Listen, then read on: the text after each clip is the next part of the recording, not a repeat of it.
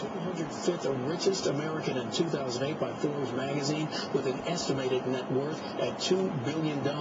We should point out that regulators and investors have fought attempts to unlock legal defense funds from Stanford's seized assets, which were frozen by a court order back in February when the U.S. Securities and Exchange Commission accused him of investor fraud. Stanford, by the way, also being denied access to his company's liability insurance policy after the court-appointed receiver claimed that those funds may be needed to defend Stanford's companies against lawsuits. The latest on R. Allen Stanford. Will continue to have more developments on this story when they become available.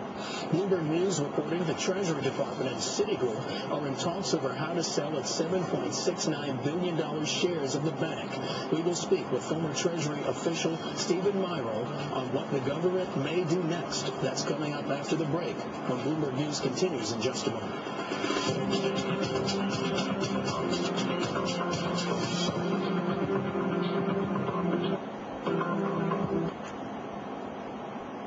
Years. The reality of it is they need a lot more airlift, they need more UAVs, and they need more of what we've just seen on this raid and the others that we've been on, with the DEA taking the lead, with the intelligence that they get, the human sources they bring on the ground, and really socking it to the Taliban and the financial side of things by knocking off the opium trade.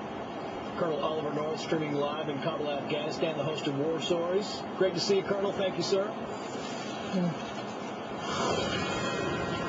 Just crossing the wires now, there's breaking news coming out of Northern California. This is Antioch, and we just told you a short time ago that the home of Philip Garrido, he's the one who's accused of abducting J.C. Dugard 18 years ago. Well, now they're back at his home looking for more crimes. There's going to be a news conference coming out of here because there are significant developments now. Now they're looking in Garrido's yard for evidence that could lead to the disappearance of two other kids some 20 years ago.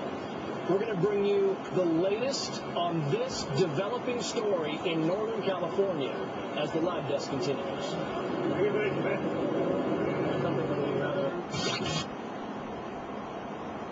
But computer networks can't talk. However, your networks issue for this man's behavior. And tough questions on the hot topics of the day. This is an issue that will not and should not go away. Issues with Jane Velez Mitchell every night at 7 Eastern on HLN News and Views, Sirius 133, XM 122. Fall is just around the corner. What better way to welcome the season than with a bright bouquet of flowers from Pro Flowers? Get a bouquet of 18 autumn roses for just $29.99. That's $10 off the regular price. Plus, you get a free glass vase when you go to proflowers.com and type in the passcode ORBIT. This colorful arrangement of delicate red, orange, and yellow roses has a 7-day freshness guarantee, so it's the perfect way to celebrate the fall. In fact, if you know someone with a fall birthday, you can order today for future delivery. That way you still get this special price now, and you don't have to worry about finding a gift later. So don't forget, get your bouquet of 18 autumn roses for just $29.99 plus a free glass vase. Just go to proflowers.com right now, click on the microphone in the upper right-hand corner, and type in the passcode ORBIT, or call 800-PRO-FLOWERS and mention ORBIT. This offer is only available until Friday, so don't miss out. Order today. Did you know the most common cause of blindness in people aged 60 and over is a chronic condition called wet age-related macular degeneration? Wet AMD doesn't happen overnight, though in some people it can develop very quickly. It begins with symptoms, including wavy lines, hazy vision, and blurriness. So if you aren't seeing clearly, see an ophthalmologist and get checked now, because early detection followed by proper treatment by a retina specialist is key. This message was brought to you by the American Society of Retina Specialists and Genentech. Today, police returned to the home of Philip and Nancy Garrido. Of course, they're the couple accused of kidnapping then 11-year-old J.C. Dugard in 1991. They're holding a press conference to tell us kind of what happened. Let's listen to that right now. We're going to have two primary speakers here. The first is going to be Lieutenant Chris Ory from the Hayward Police Department, and the second is Lieutenant Kurt Von Savoy of the Dublin Police Department.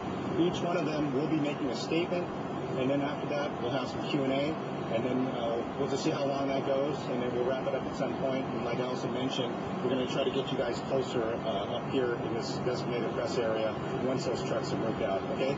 With that, I want to introduce Hayward Lieutenant Chris Ory.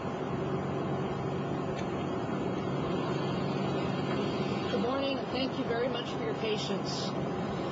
On November 19, 1988, in South Hayward, California, 9-year-old Michaela Garrett was abducted by a stranger in front of the Rainbow Market. That case has been investigated for over 20 years. The Hayward Police Department has investigated over 13,000 leads. And unfortunately, the case has remained unsolved. On August 27th, along with the rest of the world, we learned about the break in the J.C. Dugard abduction. As we learned more about that case, we saw more and more similarities to our own abduction in 1988. These similarities included the physical appearance and ages of the victims, the manner of the abduction, in that they were taken in a very brazen manner in broad daylight in a public place, the similar vehicle descriptions between the vehicle used in 1988 and the vehicle towed off the Garrido property recently, as well as the description of Philip Garrido in the late 70s, early 80s, pictures we've obtained of him in that time, in comparison to the police artist sketch done in 1988 by the witness to Michaela's abduction. For those reasons, we obtained a search warrant for the property that had been inhabited by the Garridos on Walnut Avenue in unincorporated Antioch, as well as the adjacent property that Philip Garrido had access to. Our operation today is being conducted jointly with the Dublin Police Department, with the assistance of the Alameda County Sheriff's Department, the Contra Costa County Sheriff's Department, and the FBI. Our aim is to methodically, systematically, and very thoroughly search the properties with our own cases in mind, knowing what we're looking for in our cases. The original agencies that were on the property searching were not familiar with our cases, so we're taking another shot at the property to see what we can find. I'd like to thank the agencies involved in this operation. We could not do it alone. Hayward is a medium-sized police organization, and it's only with the resources of Alameda County Sheriff, Contra Costa County Sheriff, and the FBI that we're able to take on such a huge undertaking. We understand that there's a lot of debris and property to go through on these two properties.